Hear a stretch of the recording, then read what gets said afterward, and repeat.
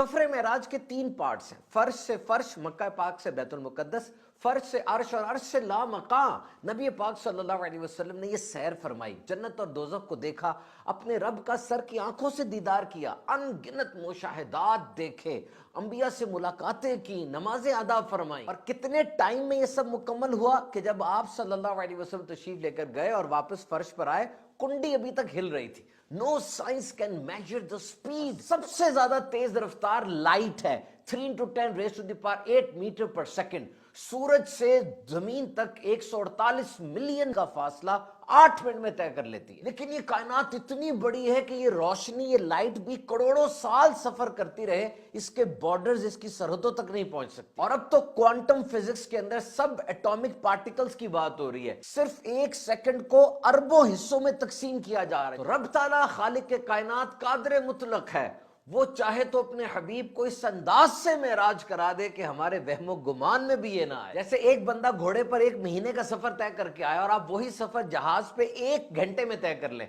वो बंदा नहीं मानेगा क्योंकि उसको जहाज का नहीं पता। तो इसी तरह जो मौजज़ा मेराज को नहीं मान रहा, उसे नबी पाक सल्लल्लाहु अलैहि वसल्लम की शान और अजमत का नहीं पता। मेराज शरीफ का एक बहुत जबरदस्त तोहफा वो नमाज भी है, इसकी पाबंदी कीजिए।